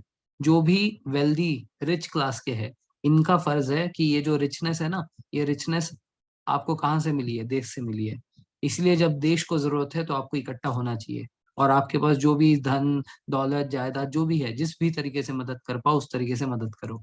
ये वो समय है जहाँ पे हमें अपना मजहब भूल जाना है, ठीक है ना। हिंदुस्तान को बचाने के लिए, आप हिंदू हो चाहे मुसलमान हो मोमेडियन हो, आपको अपना वो सब छोड़कर देश के लिए इकट्ठा होना है। So calling for this unity, Azamgarh proclamation, proclaim by Firoz Shah who was grandson of Bahadur Shah Zafar, ठीक है। सो ये जो इसका जो इंग्लिश ट्रांसलेशन है, ये दिल्ली गजेट में रखा हुआ है, अभी भी ऑफिशियल डॉक्यूमेंट इंग्लिश ट्रांसलेशन वाला रखा हुआ है। इसका जो ओरिजिनल कॉपी है ये उर्दू वाला, वो खो गया था, ठीक है, वो अंग्रेजों ने ही गुम कर दिया था। तो अंग्रेजों ने उसका इंग्लिश ट्रांसलेशन का जो कॉपी है, वो दिल्ली के दफ्तर में अभी है, वहाँ का जो गवर्नमेंट है वहाँ के दफ्तरों में अभी भी मिलता है। एम क्या है? To bring unity among the Hindus and Muslims to fight against the British, ठीक है। तो ये आजमगढ़ प्रोक्लेमेशन का जो क्वेश्चन है ना, ये भी एनसीईआरटी का है, ठीक है। तो ये चैप्टर को आपको एनसीईआरटी से पढ़ना जरूरी है, ठीक है। तो 1857 वाला जो चैप्टर है, 11th standard NCERT you need to study this. ठीक है, so in this the main source of our knowledge, ठीक है, about the rebels that we get about 1857, one of the important document is this Azamgarh proclamation. So उसमें वो क्या लिखते हैं? It is well known to all that in this age of people of Hindustan, both Hindus and Mohammedans are being ruined under the tyranny and opposition of the infidel मतलब काफिर, and treacherous English. ठीक है, ये जो English है इनको जो है ट्रेनरी बोला है। ठीक है, ट्रेनरी मतलब जो ऑपरेसिव रूलर्स होते हैं उनको ट्रेनरी बोलते हैं। ठीक है, an operation of the infidel मतलब ये लोग सारे काफिर है। ठीक है, तो काफिरों के खिलाफ हमको जो है हिंदूज और मोमेडियन सबको इकट्ठा होकर लड़ना है।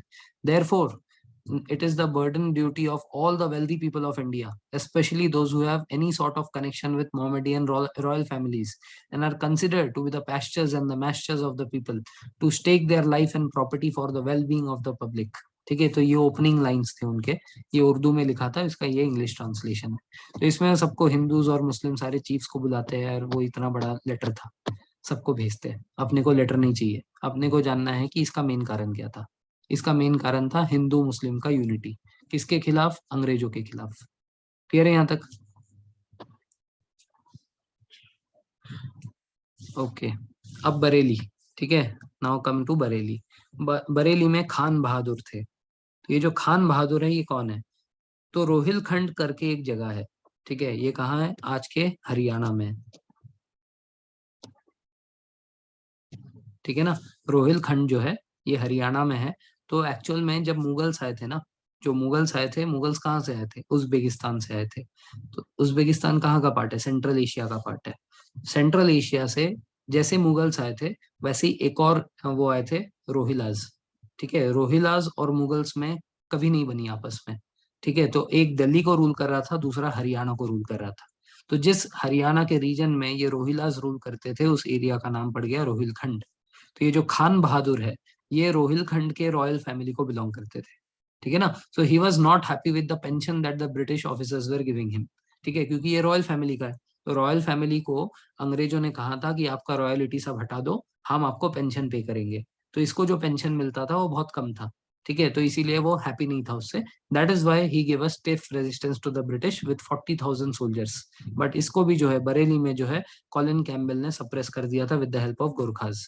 ठीक है, सो रोहिलखंड के जो राजा है, ठीक है, उनका नाम है खान बहादुर। कहाँ के? बरेली के। ठीक है, तो इनको क्या प्रॉब्लम था? इनका प्रॉब्लम था कि रोहिलखंड के राजा के तौर पे इनको जो पेंशन मिल रहा है वो बहुत कम है। ठीक है, तो इसके वजह से जो है उन्होंने अटैक कर दिया था अंग्रेजों के ऊपर। किसने दबाया उनको? कॉलिन कैम्बेल ने। ठीक है ना, ये हो गया बरेली। बरेली में कौन? खान बहादुर। ठीक है, इसके बाद बिहार। तो बिहार में जो है, बिहार में जगदीशपुर नाम की एक जगह थी। वहां पे एक जमींदार थे जिसका नाम था कन्वर सिंह। ठीक है, Kanwar Singh was the leader of Bihar. ठीक है, इन्होंने आरा में लड़ाई की थी। आरा नाम की एक जगह है बिहार में, वहां से इनकी लड़ाई स्टार्ट हुई थी। तो जगदीशपुर जो है, जगदीशपुर के जमींदार थे, उनको अंग्रेजों ने डिस्पोज ऑफ कर दिया था उनके लैंड से और दूसरे बड़े जमींदार को दे दिया था। तो ये चीज से ये नाखुश थे। तो कन्वर सिंह जो है ही वॉज द जमींदार ऑफ जगदीशपुर। ठीक है, तो काफी ओल्ड हो गए थे, ये 70s में थे। ठीक है, लेकिन इनको ग्रज था अंग्रेजों की तरफ। ठीक है, तो जैसे ही इनको सिपाही म्यूटिनी का ये अफसर मिला, उन्होंने अपना सारा ग्रज निकालने का वो सोचा। ठीक है, he joined the sipahis when the sipahis reached Arrah. ठीक है, फ्रॉम दीनापुर। ठीक है, दानापुर जो है आज आज का नाम दानापुर है, उस टाइम पे दीनापुर था। तो दीनापुर से जो सिपाही निकले थे, जब वो आरा में पहुंचे, आरा में इन्होंने उन सिपाहियों को ज्वाइन किया। तो the revolt of Arrah was suppressed by William Taylor and Eyre. ठीक है, तो ये अंग्रेज ऑफिसर का नाम है विलियम टेलर एंड आई। ठीक है, ये दोनों ने मिलके जो है आरा के रिवॉल्ट को सप्रेस किया था। ठीक है, तो आरा के रिवॉल्ट में मेन इंपॉर्टेंट कौन है? कन्वर सिंह। कन्वर सिंह कौन है? जमींदार ऑफ जगदीशपुर। ठीक है, तो बरेली में हो गए खान बहादुर, बिहार में हो गए जगदीशपुर के जमींदार कन्वर सिंह। ठीक है, इसके बाद है फैजाबाद। ठीक है, फरीदाबाद फैजाबाद एक ही है। तो यहाँ पे मौलवी और अमिदुल्ला, जैसे अभी हमने देखा था। ठीक है, तो यहाँ पे एक जगह है शाहजहानपुर। तो शाहजहानपुर में ब्रिटिश के साथ मौलवी अमिदुल्ला लड़ते हैं। तो he was a very fierce क्या बोलते हैं, फाइटर। ठीक है, तो ये जो बैटल हुआ था, ये बैटल बहुत ही फियर्स फाइट हुआ था इसमें। ठीक है, इसमें ब्रिटिश ट्रूप्स जो है ऑलमोस्ट सरेंडर के कगार पे थे। ठीक है, तो ये है कौन एक्चुअल में? तो जनरली मौलवी लोग कौन होते हैं? ये बेसिकली प्रीस्ट होते हैं, मुसलमानों में जो प्रीस्ट होता है उनको मौलवी बोलते हैं। तो ये जो है मद्रास के थे, he was from Madras, but बहुत सालों से ये नॉर्थ में रहते थे, फरीजाबाद में। ठीक है, तो फैजाबाद में जो है ये रहते रहते वही के बन गए थे, वही के निवासी बन गए थे। ठीक है, so he fought this battle of Shahjahanpur, जहाँ पे ब्रिटिश ट्रूप्स के साथ इन्होंने बहुत ही स्टिफ रेजिस्टेंस दिया। ठीक है, फाइनली वो हार गए, अलग बात है, बट बहुत ही स्टिफ रेजिस्टेंस दिया था। ठीक है, इसके बाद झांसी। तो झांसी जो है लॉर्ड डलहौजी के तहत, वहाँ लॉर्ड डलहौजी ने वहाँ पे डॉक्ट्रिन ऑफ लैप्स लगाया था। ठीक है, तो झांसी की जो रानी थी, उनका कोई खुद का बच्चा नहीं था, तो दे हैड अडॉप्टेड सन, जिसका नाम था उनके हस्बैंड का नाम था राजा गंगाधर राव, और उनका जो बेटा था उसका नाम था आ, नाम क्या है उसका, डी से नाम है, आ, छोड़ो, जो भी है, कुछ तो राव था उसका नाम भी। ठीक है, डी से नाम था उसका। सो उनका जो बेटा था दामोदर राव, यस यस, दामोदर राव। ठीक है, तो उनका जो बेटा था दामोदर राव, दामोदर राव अडॉप्टेड सन था। तो दामोदर राव को ये लोग जो है राजा बनाना चाह रहे थे, लेकिन डॉक्टर ऑफ लैप्स लगाकर डलहौजी ने वो जगह छीन लिया था। ठीक है ना, तो झांसी की रानी जो है अपना जगह देना नहीं चाहती थी, इसीलिए जो है यहाँ पे ह्यू ग्रोस को भेजा गया। किधर, झांसी में। तो ह्यू ग्रोस जो है, ह्यू ग्रोस वहां पे बुंदेलखंड से मार्च करके झांसी जाते हैं, और झांसी में जो है झांसी की रानी के साथ पहला वॉर वहां पे होता है। देखो यहाँ पे दो वॉर हुए, एक झांसी में हुआ। झांसी की जो वॉर हुई थी उसमें सारे के सारे सिपाही मारे गए थे झांसी के। ठीक है ना, और उसमें जो झांसी की रानी है, वो दामोदर राव को पीछे बिठाकर घोड़े के पीठ पर बैठकर झांसी से भाग जाती है। वो झांसी से भागकर पहुंचती है ग्वालियर में। ठीक है, अब यहाँ पे आपको एक और चीज समझनी है, वो है कि जो मराठा एम्पायर था, मराठा एम्पायर में 5 पावर थे। एक पेशवाज है जो पुणे में है। ठीक है, वैसे ही सिंधियास थे ग्वालियर में। ग्वालियर कहाँ है आज के डेट में, मध्य प्रदेश में, लेकिन उस टाइम पे वो मराठा का पार्ट था। ठीक है, सो सिंधियास ऑफ ग्वालियर। ठीक है, होलकर्स ऑफ इंदौर। ठीक है, तो एक पेशवा हो गए पुणे के, सिंधिया हो गए ग्वालियर के, होलकर हो गए यहाँ के इंदौर के। ठीक है, गायकवाड्स ऑफ बड़ोदरा, जो कि आज के डेट में गुजरात में पड़ता है, वडोदरा बोलते हैं जिसको। ठीक है, वहां पे गायकवाड्स थे। और भोसलेज ऑफ नागपुर। ठीक है, जो भोसले थे वो नागपुर के थे। ये 5 मिलके जो है मराठा एम्पायर बनता था। ठीक है ना, तो अब ये जो झांसी की रानी है, ये भी मराठा एम्पायर की थी ना, इसीलिए झांसी से भागकर ये जाती है सिंधियास के पास। लेकिन ये जो सिंधिया था, ये सिंधिया अंग्रेजों के साथ मिल चुका था। ठीक है ना, ये पेशवा उसको ऐसे भी नहीं देख पाता था। ठीक है, पेशवास की और सिंधियास की नहीं जमती थी। इसीलिए जब झांसी की रानी वहां जाती है मदद मांगने के लिए, सिंधिया उससे पहले ही जाकर बता देता है कि ये झांसी की रानी हमारे पास आई है। ठीक है ना, सो झांसी की रानी की मैं तो मदद नहीं करना चाहता, देखो मैं तो तुम्हारे तरफ हूँ। तो अंग्रेजों ने जो है उसको बहुत ही बड़ा सा हिस्सा दिया था, और कहा था कि तुम एक काम करो, तुम चिल मारो, ग्वालियर हम संभाल लेंगे। ठीक है, तो ग्वालियर में वहां का जो सिंधिया जो राजा था, वो राजा ने धोखा दिया। लेकिन वहां के जो सैनिक थे, वो सारे सैनिक जो है नाना साहेब को ही अपना पेशवा मानते थे, और झांसी की रानी की बहुत इज्जत करते थे। तो जब झांसी की रानी वहां पे पहुंचती है, तो सिंधिया की जो आर्मी है वो उनके तरफ से लड़ने के लिए तैयार हो जाती है। तो झांसी में जब ह्यू ग्रोस जाता है, तो वहां पे जाके पहला बैटल होता है। उस पहले बैटल में सारे के सारे सिपाही मारे जाते हैं झांसी के। झांसी की रानी वहां पे अपने बेटे को पीठ पे बिठाकर, जो हम लोग जनरली फोटो देखते हैं ना, कि पीठ पे बिठाई हुई है, हाथ में तलवार लिए, झांसी की रानी घोड़े की पीठ पे जा रही है, वो बेसिकली झांसी छोड़कर ग्वालियर जाने की फोटो है। ठीक है, तो ग्वालियर में वो तात्या तोपे से मिलती है। तात्या तोपे और झांसी, झांसी की रानी, ठीक है, रानी लक्ष्मीबाई, दोनों मिलते हैं ग्वालियर में। वहां के जो ग्वालियर की आर्मी है उनकी मदद करती है इस वॉर में। ठीक है, तो इस वॉर में जब उनकी मदद करते हैं, तो उसमें बहुत ही भीषण जंग होता है। इस जंग में ये जो रानी लक्ष्मीबाई है, ये ह्यू ग्रोस के हाथों मारी जाती है। ठीक है, so in the battle of Jhansi and Gwalior, अभी मैंने शॉर्ट में बता दिया ये पूरा। ठीक है ना, पैलेस गार्ड्स मारे गए थे, ये वो जगह है जहां से ये कूद कर भागी थी। ठीक है, सो झांसी की Rani jump from this place on a horse back with her adopted son Damodar Rao. ठीक है, ये झांसी का वो पैलेस है। ठीक है, तो यहाँ से ये जगह से वो भागती है, और ये वो फेमस फोटो है। ठीक है, so Rani Rani Lakshmibai march towards the Mewar to confront the British counter attack led by Rose. Dressed as a man she fought a fierce battle and was killed in that combat in Gwalior. Gwalior में मरती है finally. ठीक है, सो जो ह्यू gross थे, ह्यू gross basically हमने वो सुना है ना, खूब लड़ी मर्दानी देखो झांसी वानी रानी थी। ये जो है इसका एक्चुअल इंग्लिश ट्रांसलेशन ह्यू ग्रोस ने दिया था। ठीक है, हियर ले the woman who was the only man among the rebels.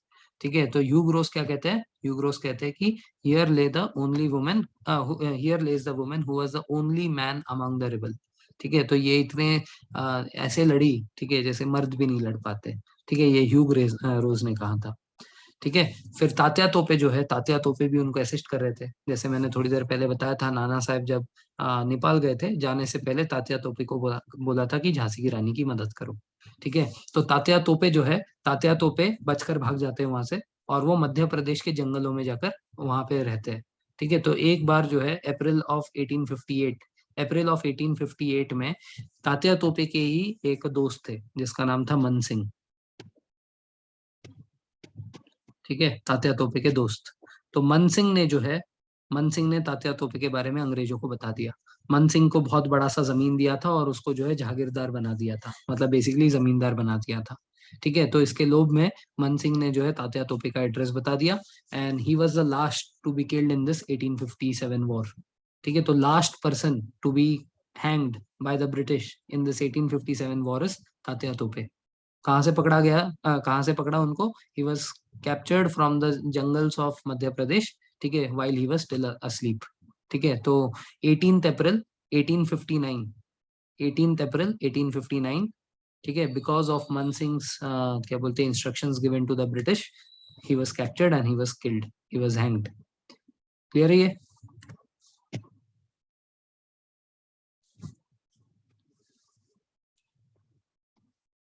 इसके बाद एक शाहमल बचे हैं और फाइनल एंडिंग स्टोरी बची है। ठीक है, तो this will complete in tomorrow's class and then will continue with optics.